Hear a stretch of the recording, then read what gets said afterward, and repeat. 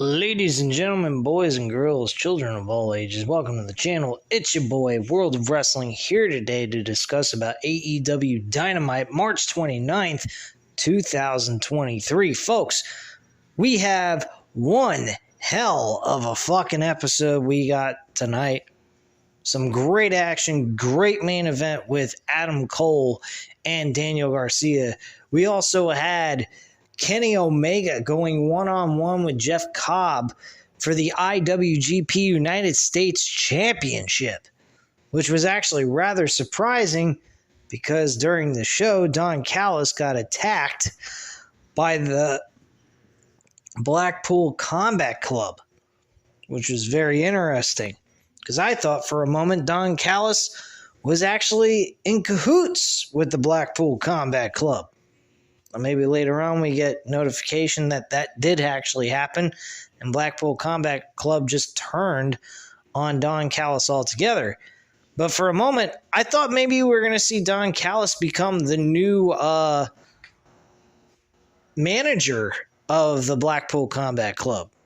That would have been a little bit interesting, him turning on Kenny Omega and the Elite. But that was nor the case at all. That did not happen at all. He actually ended up getting very bloody.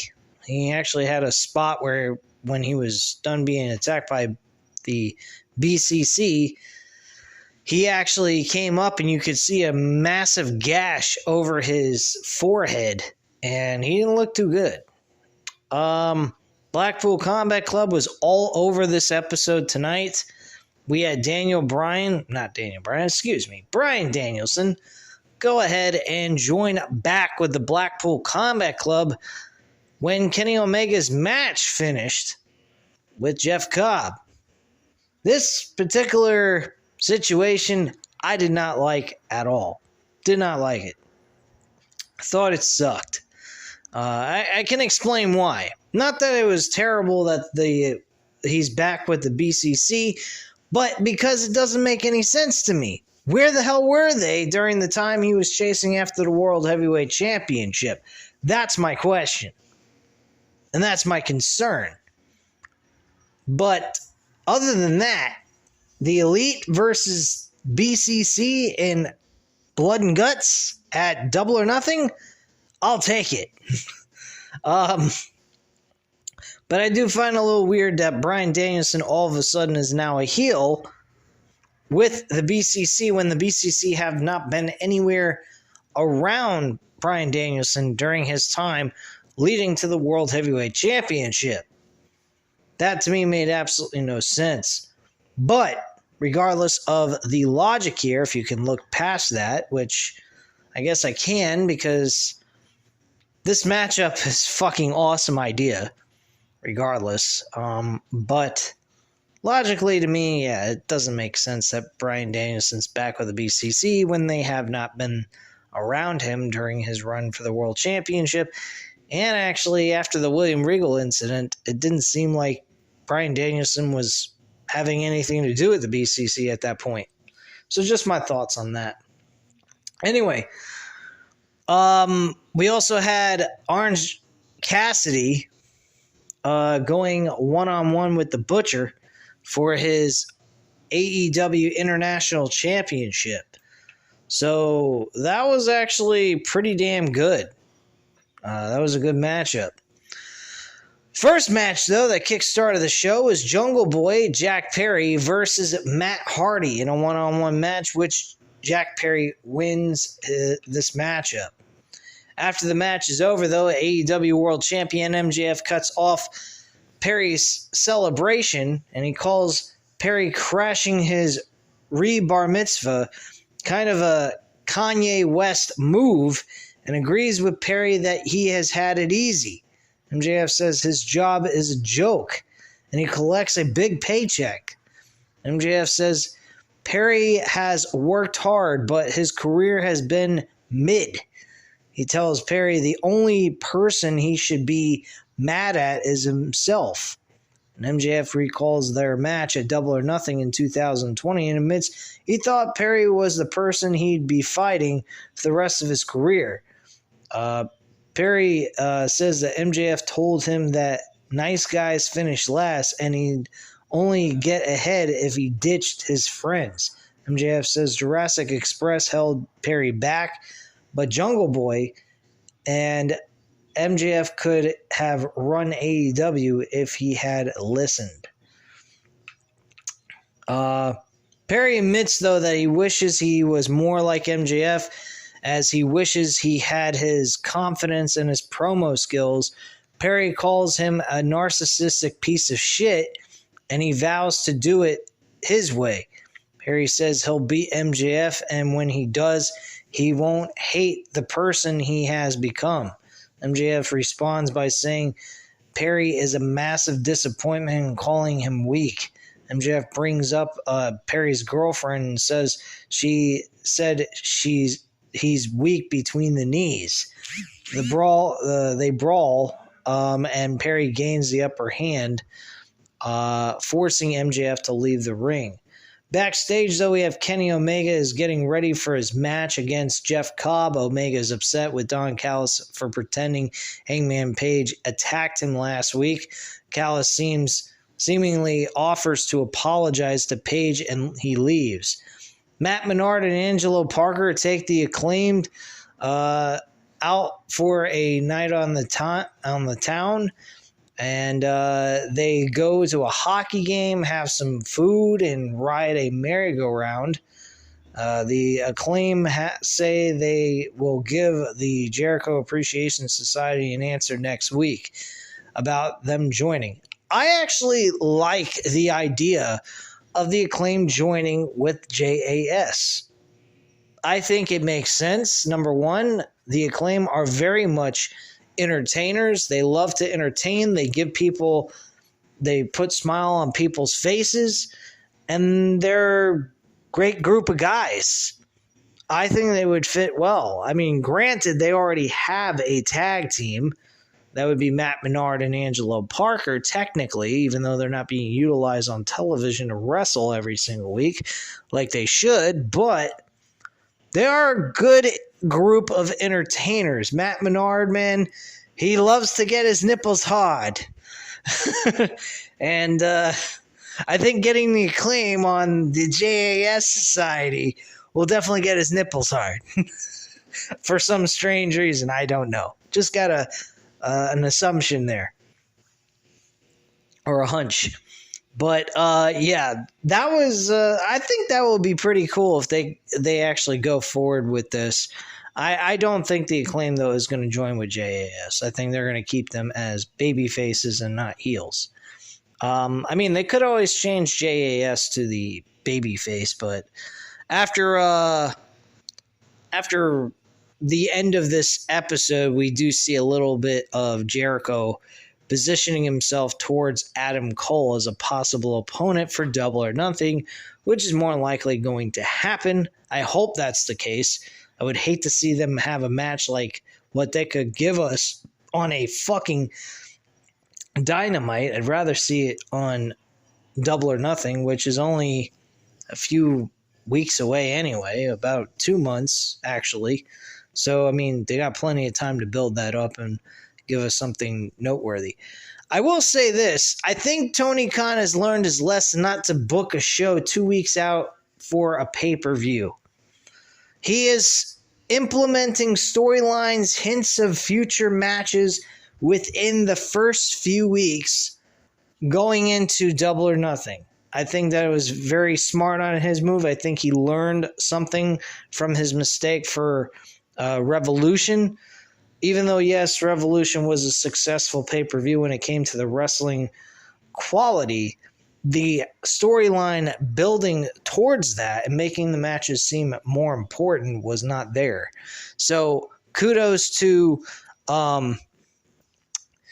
Tony Khan for actually doing that and implementing these storylines going into Double or Nothing 2 months in advance, because we really need some build and we need something to make this pay-per-view seem important, especially with this one being in Las Vegas.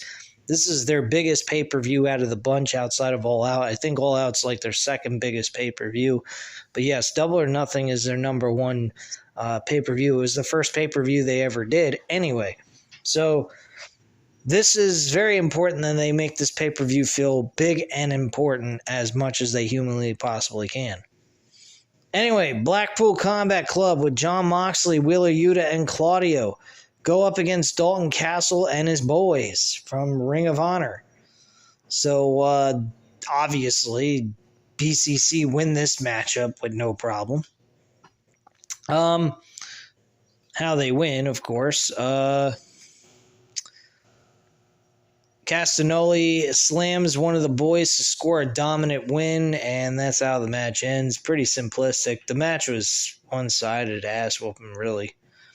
So backstage, Hangman says Nick Jackson has partially separated his shoulder and Matt's bicep is partly torn. He blames the Blackpool Combat Club for the attack, and Callis shows up and apologizes. He offers Hangman a handshake, which distracts Page as the BCC attack Page, and Moxley levels Callis as well. The IWGP US Championship with Kenny Omega and Jeff Cobb is next, and we actually go backstage with Tony Schiavone telling Omega about Callis and Page getting attacked. Omega takes a moment to think about it before he makes his entrance. Omega and Cobb square off, and Cobb mocks Omega's finger gun taunt. So just kind of backtrack here, back to the actual beginning of this when Omega found out about this. This is a little bit of a logic gap here, too. I don't quite understand how in the world Omega would not know that Don Callis and Hangman Page was attacked when clearly there are monitors in every locker room.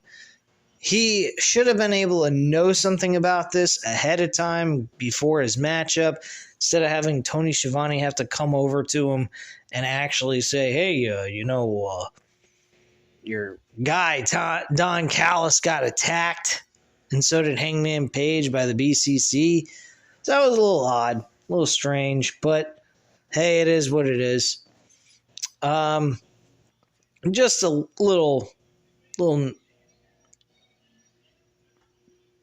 detail there that I thought was a little odd.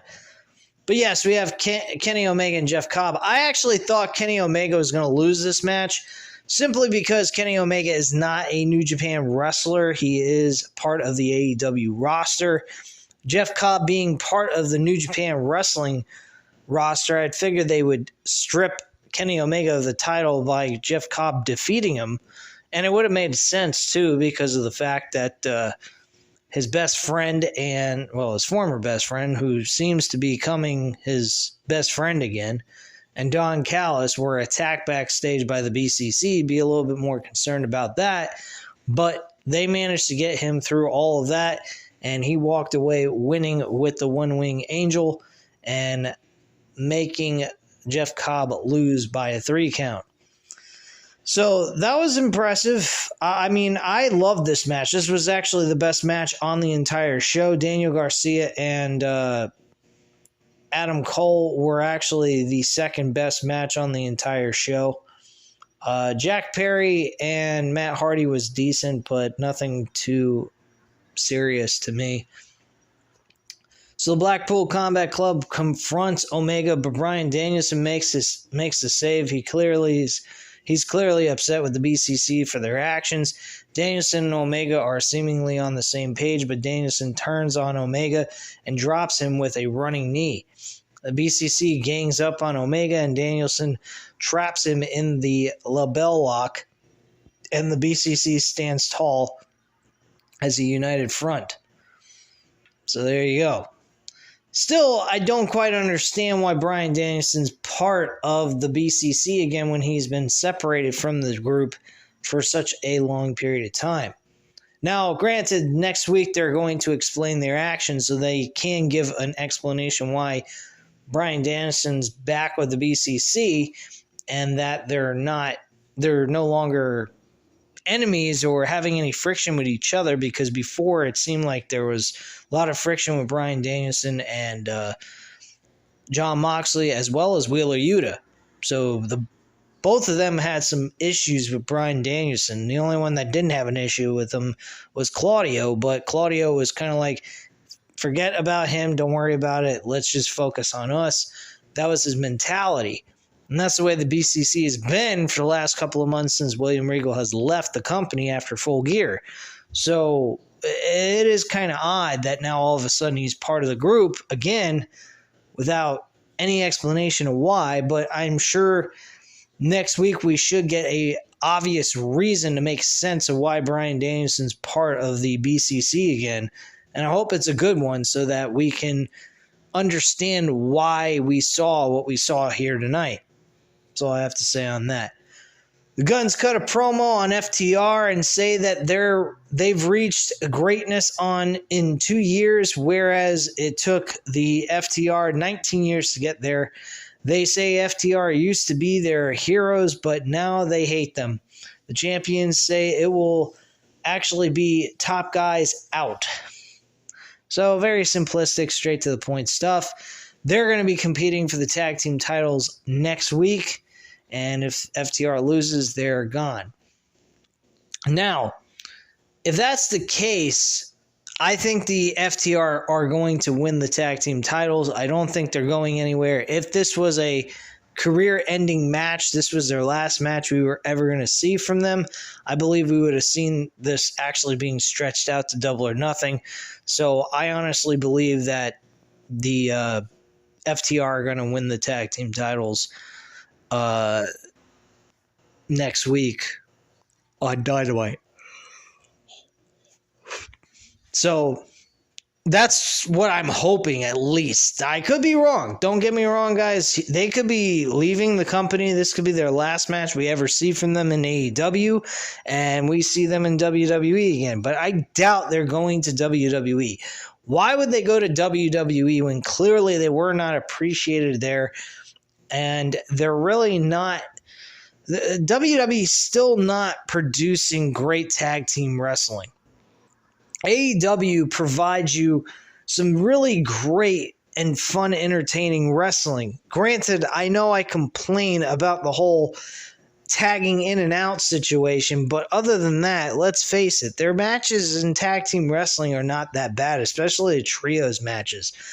I can't deny them of that, but they have to make sense of the rules for tag team wrestling. I mean, if you're going to make it a tag team wrestling match, have the guys tag in and out, and also have only one guy from one team in there and one guy from another team in there. That's the way the rules should work. You know, it shouldn't be a melee of guys in the ring all at the same time getting involved, like as if it's a tornado tag match. This is not tornado tag wrestling. This is just tag team wrestling. That's what they call it. So that's what they need to do. But excluding that little factor and issue I have with them, they do have good tag team wrestling in the sense of entertainment and action-wise, but they still need to follow up on the rules for it as well. WWE's tag team wrestling, they got a terrible division. There's really nothing there for them. They got nothing to work with either. I mean, let's face it, tag team division WWE is trash. I mean, you got Chad Gable and Otis, but they're probably on the outskirts getting ready to split up. Street Profits eventually are going to split up. They keep on hinting them to become singles competitors between Montez Ford and Angelo Dawkins. Kevin Owens and Sami Zayn, they're probably going to be short-term tag team champions. Either the longest I see them as tag team champions, probably until SummerSlam. That's about it. Shortest amount of time, I think they might lose at like Backlash, possibly. That could be a possibility, depending on who they're facing next.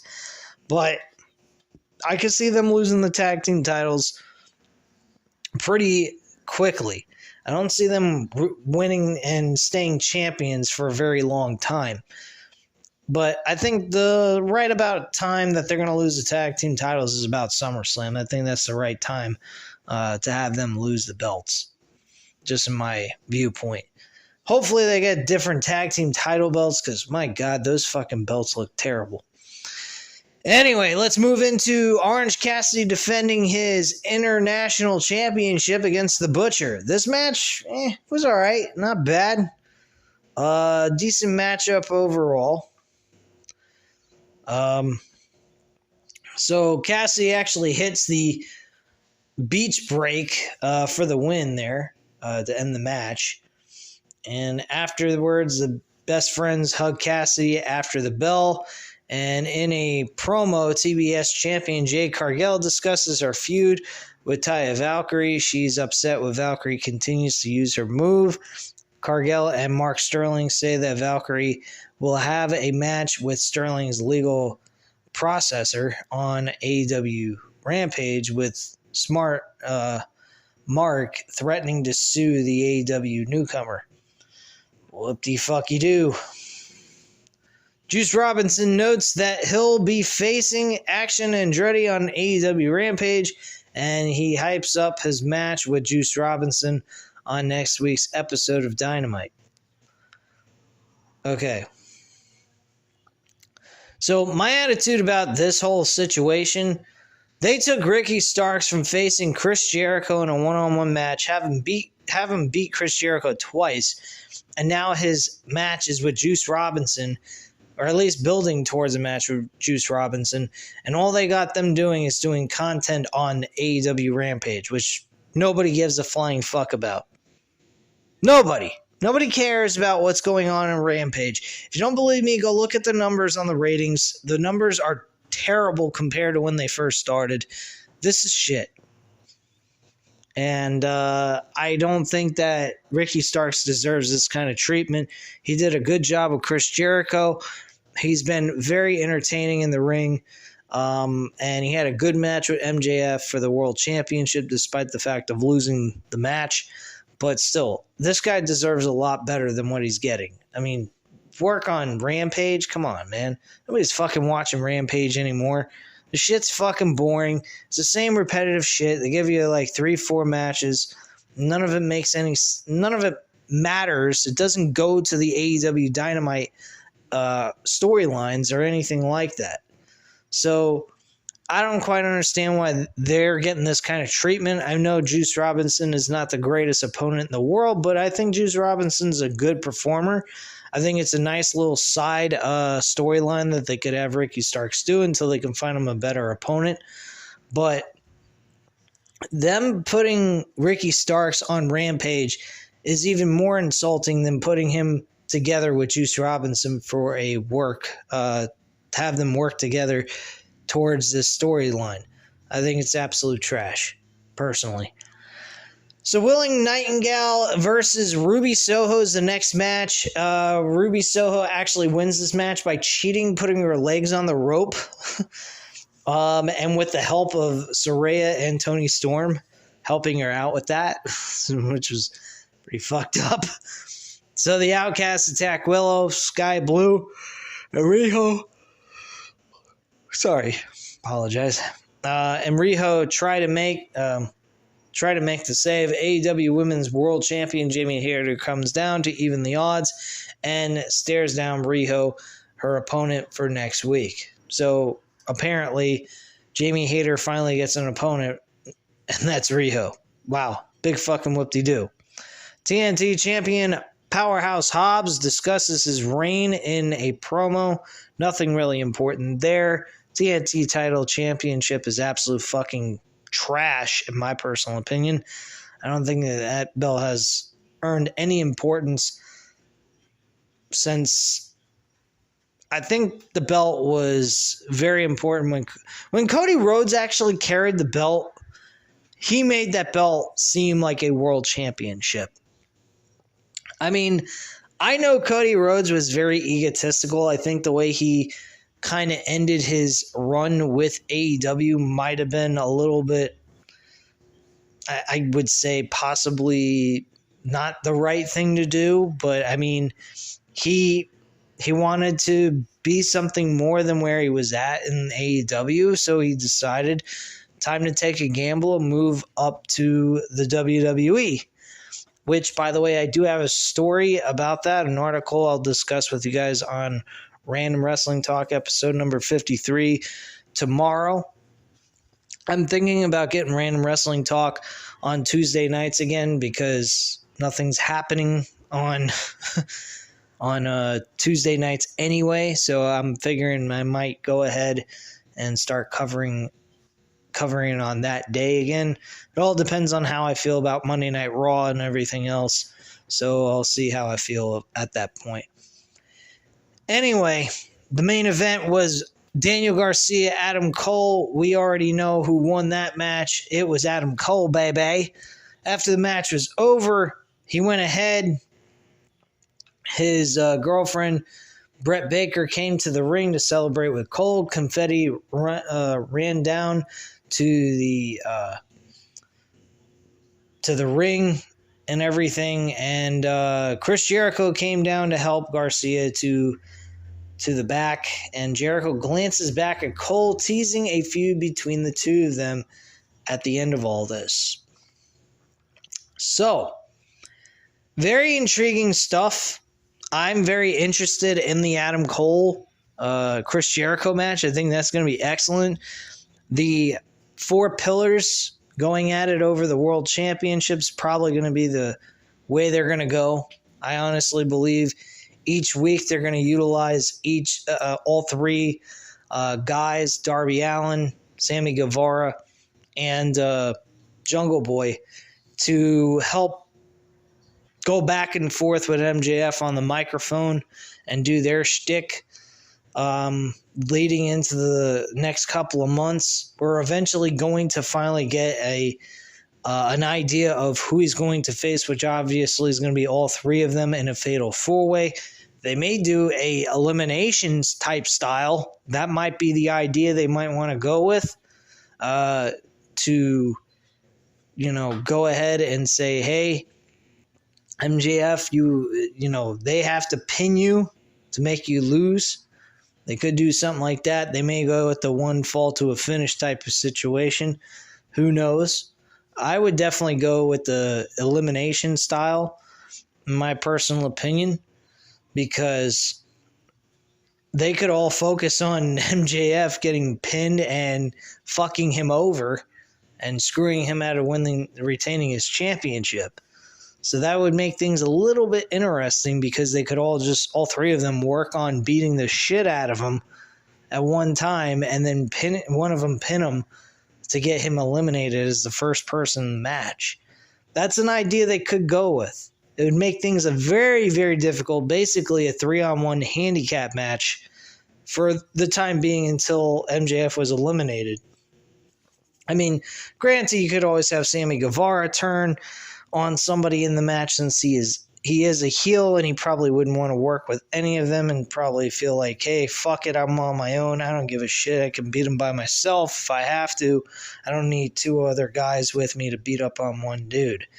So that's a possibility. So it could be a good idea to maybe implement a fatal 4-way elimination match, a 4 corners elimination. So, I mean, they could hint the idea, hey, these 3 guys could all attack you at once, beat your ass, and then pin you, and have you be the first one eliminated. I mean, that's a great idea. It puts the odds in MJF's against MJF, and he somehow once again figures out a way to overcome those odds. I think that's an excellent idea. I think that would work out very well and help build MJF into a much bigger world champion. Personally, I kind of see him as like a upgrade of JBL. He's a big talker, talks a lot of great shit, always cheats to win, and is always finding out new ways of getting away from losing the championship. That's how JBL was throughout his entire time as the WWE champion for 10 months. So I kind of see that this is the same situation, possibly, only better, because MJF is a far better performer than JBL ever was. But he is a guy that's always trying to weasel his way out of a match and always cheats to win to get away with what he has to do to win those matches and retain his championship. But that's pretty much all I have to say at this time, so you guys know what to do. Hit the like button if you like this video. Hit the subscribe button if you're not already subscribed to the channel. And leave a comment down below. I'll definitely get back to you on that. Thank you guys very much for watching. Have a great night, guys. Bye.